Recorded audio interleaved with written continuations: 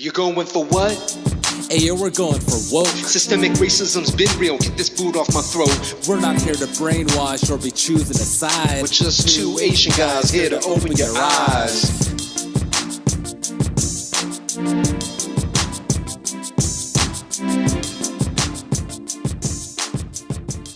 What's up, everybody? Welcome back to Going for Woke. We are your hosts. My name is Calvin Chen. My name is Aaron Pian. We're two Asian guys here to open your eyes. That's right. That's right. That's Episode 3.0. Yeah, in this session, in this conversation today, we want to start talking about, right? Like, what's the real reason that Asian people seem to be successful here in America, right? Is it these cool computer glasses that they're all wearing? In this session here? What's going on? You know what I mean? And to just substantiate that, there's some data that Aaron, I think you want to put on the table right here as far as like, well, you know, like what's going on with Asian people? We see here median household income by race and ethnicity in America, Asian Pacific Islanders, right? Like a full $21,000 ahead of white Americans, which is really eye-opening, right? Yeah. Educational attainment in America. More than half of Asian people in America have a college degree, you know, and there's more data than that, but like just these two data points compared to, we're comparing to white people in America as a baseline, just because that's like, you know, obviously they're the more The majority. Native Americans, not really Native Americans, but you know what I mean. So it's kind of like, what's going on right here, right? Like we know what the stereotypes say, as far as like, oh, it's because of the culture, it's because of the hard work, the education, and all that. And it's not denying that that stuff's not true, but I'll just give you the punchline right now. We'll substantiate that as we go along. All that is true, but none of that really made a difference until attitudes and policies toward Asians in America started to change. And that's the big punchline right now that I'm just serving you all right up front. Asians here in America, we're doing pretty well, and it's not because, well, it's not because of again culture and hard work and all that, but it's really because of a change in attitudes and policies towards Asians in America. Yeah, and like you said, Calvin, Asians and Pacific Islanders, we have the highest college education attainment rate. But did you know back in 1920, Asians had a higher educational attainment than white Americans did? You know, this is back in 1920. Yeah, back in 1920. But so if we look here, in the 1940s, a college-educated Asian person earned half as much as a college-educated white American. As you can see, Black Americans and Asian Americans were earning about the same, and they were earning about half as much as white Americans. And so that's 20 years after it was already established that Asians had a higher educational attainment than white Americans, and yet 20 years later, they're still getting paid about half as much. You think about the conventional advice we have today, right, Calvin? And the conventional advice is, hey, kiddo, make sure you go to college so that you can earn more than a high school graduate. And that's the conventional advice, right? So back then, the conventional advice to Black and Asian children would be, hey, kiddo, make sure you go to college so you can earn more than a white middle school dropout. Because as you can see on the screen here, and for our listeners, this video is up on YouTube, but we'll just explain the screen. What the graph shows is that a white middle school graduate earned just as much as a Black or Asian college graduate back in the 1940s. Yeah. Basically trying to explain that this is the baseline of where Asians started. We think Asians are successful, high, you know, educational attainment, high salary. That wasn't always the case, as shown in the 1940s. But it basically shows that white Americans with 17 years of education had earned about $24,000 a year. Black Americans earned $16,000 a year, and Asians earned $13,000 a year. That's the 40s. Yeah. No, in the graph right next to it on the right, you see that finally in the 1980s, that's when the numbers started to converge. where Yeah. Asian Americans, for the same level of education, were earning around what white Americans were earning. Right, and same thing with Black Americans, right? Hmm. Black Americans would, yeah, Black, white, and Asian Americans, uh, with college degrees were earning like about the same. About the same, right? So it's kind Hmm. of like from the 40s where there was that massive disparity right here to the 80s where that gap starts to close and it kind of starts to equalize right here. What happened? Like something happened right there so that things started to finally converge, right? Yeah, Yeah. yeah. And so, just to understand the 1940s, let's go a little further back, this time to 1854, and kind of understand the base that Asians were working off of. So today, I think the stereotype is, oh, Asian people are so smart, right? But in 1854, there was actually a California Supreme Court ruling, and I'll just read you the quote. Quote, "The Chinese are a race of people whom nature has marked as inferior and who are incapable of progress or intellectual development beyond a certain point." Hmm. And who said that quote, Aaron? The California Supreme Court. The mother effing California Supreme Court ruling in 1854. And why did they say that? All right. So this is what happened was right around this time there were more and more Chinese immigrants coming to America for cheap labor because American corporations were luring Chinese immigrants in. But Chinese folks were also trying to escape conditions at home, such as their opium wars and the civil war going on there.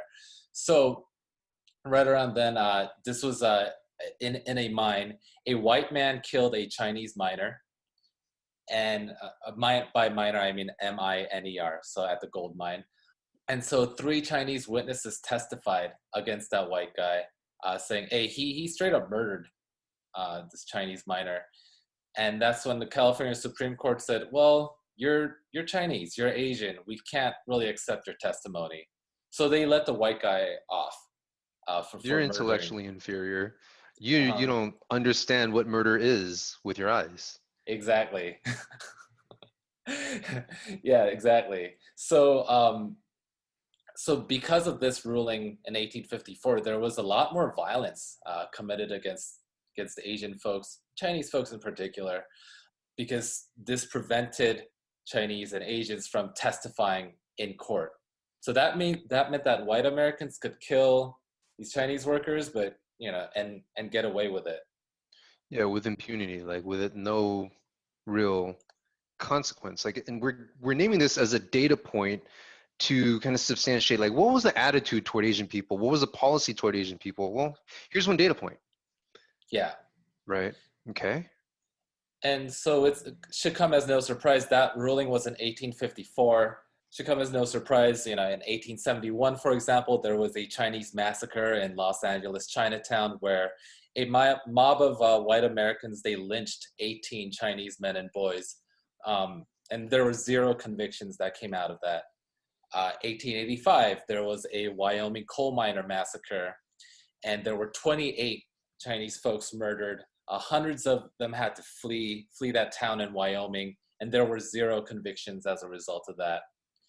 And just to kind of dig into the story of the Wyoming coal miner massacre a little bit, because I feel like this kind of symbolizes America's relationship with Asians, is there was a Wyoming coal mine and its workers were trying to unionize, right? Unionize, demand higher wages from their corporate bosses, which they have every right to do. I'm all for that. But instead of letting the workers unionize and paying them higher wages, the owners of the coal mine decides to lure in Chinese workers to break the strike and to pay them much cheaper than they were paying their current employees, so that basically the workers there had no chance to unionize, because now the corporate owners can just say, okay, well, we have cheap labor, so screw you. So yeah, the Chinese laborers were brought in to break the strike, work for cheap. So of course the people trying to unionize got angry, so they murdered 28 of them, and then drove the rest of them out of town. But like I said, zero convictions out of that, because a Chinese person's testimony did not hold up in court. Yeah, I mean, this is not to try to turn this into a gripe session. This is just saying, like, this is the base we were working off of. This is where until we're coming from, this is where we're you coming know. from. Like in the 1920s, that was the disparity. Like, well, in 1940s, that was the disparity. Was that a low that we sunk to? No, like it was actually a lot worse before that, even. And this is what we see right here. Yeah. Um, yeah. And that anti-Chinese sentiment got even worse. So it got really bad in 1873.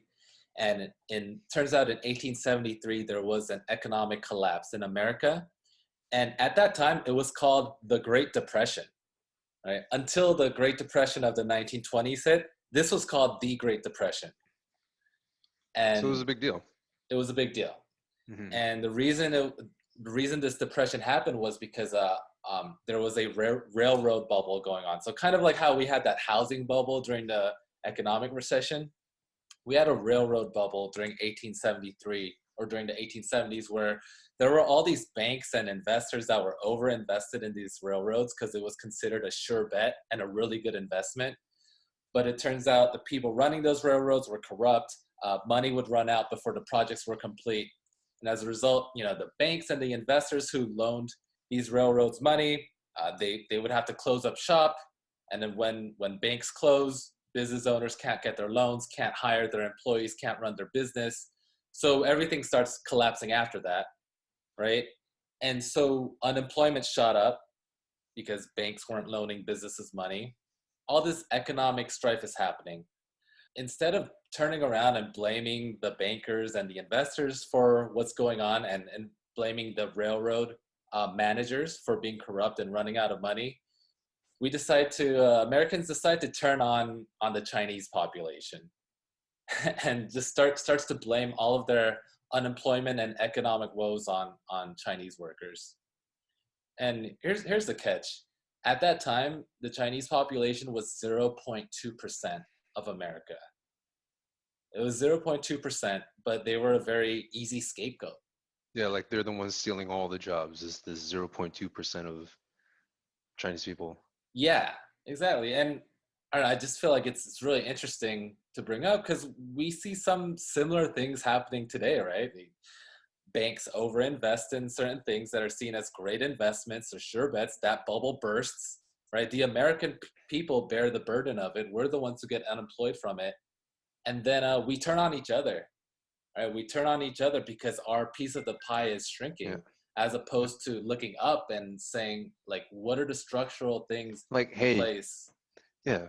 Like Yeah, you guys made the decisions, or like the right. decisions were made at the top. Like this is policy, or yeah, like bigger structural decisions that were made right here. But when all that blows up, it's not like we point upward. We start pointing at each other, or we pointed at the Chinese people who are stealing the jobs. We pointed at the brown people who are stealing the jobs. Yeah, And that's just a exactly. very unfortunate thing. But no one at the top was really stopping it either. Yeah, That's yeah. the part that I see is just like what the heck, right? That's a really good point. I'm glad you pointed that out because it's somewhat cynical. But for the bankers, the investors that were benefiting from that division amongst the American working class, they're not going to step in and do anything. They're like, yeah, as you keep pointing your fingers at each other so that we don't Lets get me blamed off the for hook. it. Yeah. Yeah, it lets me off the hook. Exactly. That a lot of anti-Chinese sentiment. Chinese folks straight up banned from a lot of industries, so that they would end up only being able to work in the laundry and the restaurant business because those were seen as women's jobs. That's kind But of degrading, a but little bit, yeah. yeah. But another important thing to point out is, whenever people are left out of economic opportunities and they're not able to get a legitimate job and work in certain industries, like what do you think they're going to do? They're going to find other ways to eat because everyone's got to eat. Right. And that's what started happening in Chinatowns was because Chinese folks were banned from whole industries, there was a whole black market that sprung up. So there was gambling operations that came up, prostitution operations, drug dealing operations. Because if you can't get a legit job, then you're going to find another way to eat. And so because all of these illegal activities started cropping up in Chinatown, then it becomes a vicious cycle where then that gets used against Chinese folks. Like, oh, look at these Chinese folks. They run these prostitution rings. They gamble all the time. They're addicted to opium. It's just crazy seeing that stereotype form and how that was formed.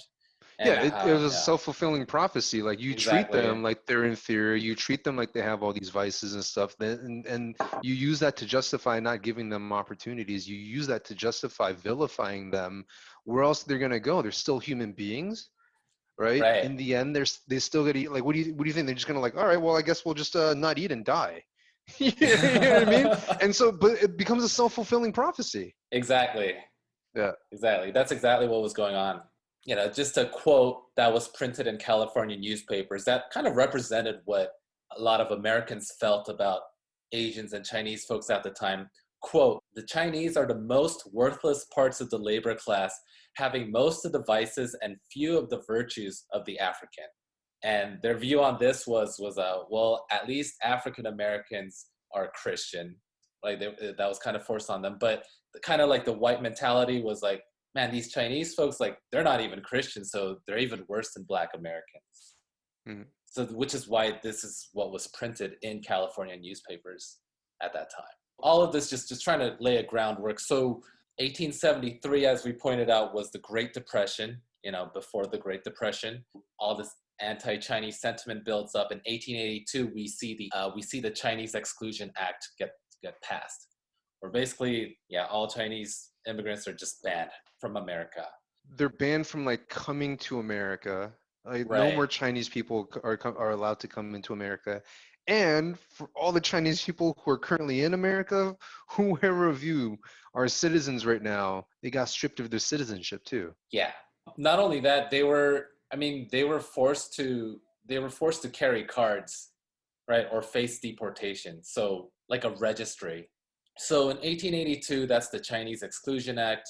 1905, people start catching on to the other Asians as well, because right around then, Japanese, Korean, and Filipino immigrants were coming into America as well.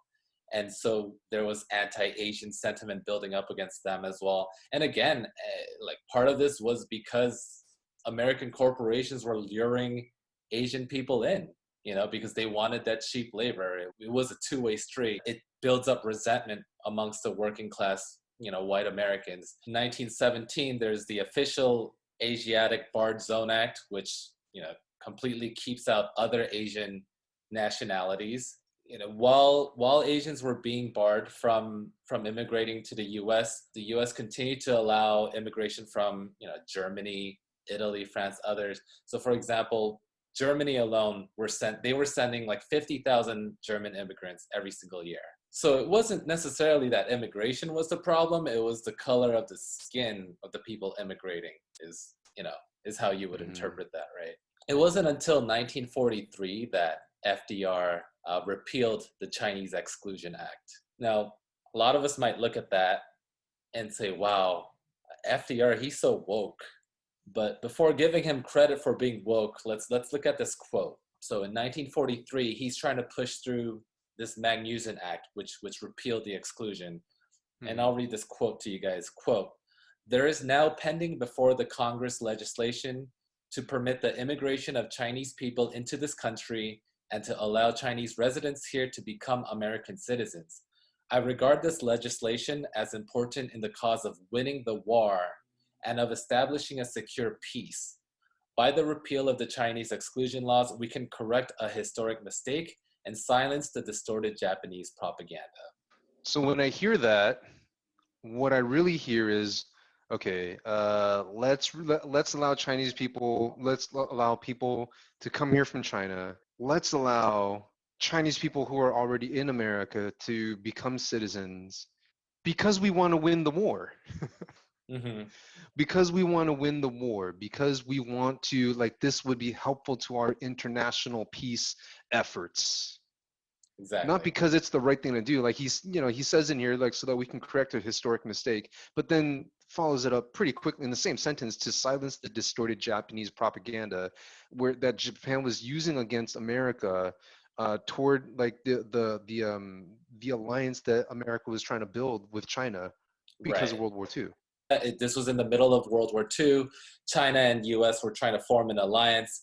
And so what Japan did, because they were fighting against the US, Japan would just keep reminding the Chinese population, like, why do you want to be allied with the United States? They don't even want you in their country. Look at the Chinese Exclusion Act, right? So because this was used as a weapon, FDR said, okay, let's prevent the Japanese from using this as a weapon against us. Let's repeal the Chinese Exclusion Act. But, guess how many Chinese folks were allowed to immigrate every year after this?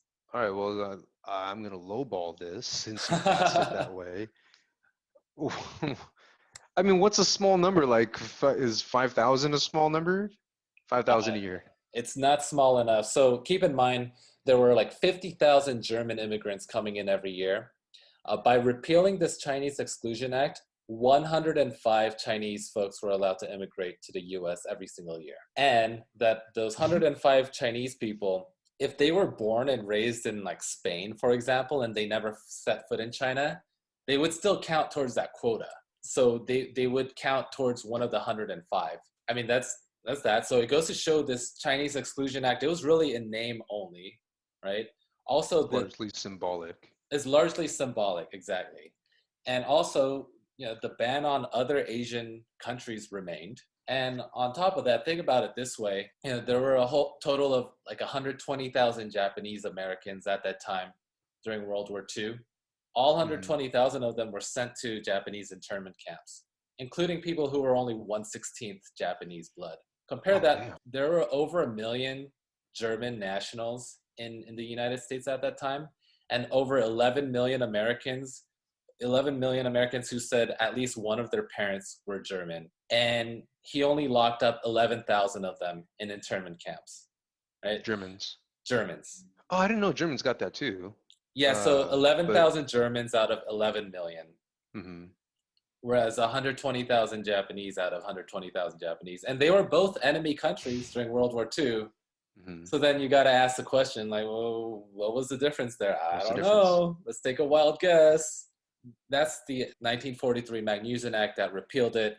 1952, the Immigration and Nationality Act, it ended the exclusion of other Asian groups. A lot of it was because, politicians, they were concerned that immigration policy bred resentment amongst other Asian countries. So this is right around where the Cold War is starting. And we'll dig into the details a little bit more, but basically it's not a good look to exclude certain groups of people. But even this 1952 act that repealed the Exclusion Act of other Asian countries, there were still hard quotas, which was about 100 people for each Asian country were allowed to immigrate here. So again, largely symbolic, and America was doing that for their own self-interest. Right. Yeah. Right. So, yeah, let's get into this whole thing about the Cold War. You've just listened to part 1 of the real reason Asians are successful in America. Please join us next time. We're going to talk about how the Cold War led to civil rights for both Black and Asian Americans. And if you enjoyed this episode, please share it with the people you know. Don't be selfish. Until next time, stay going for woke. Peace.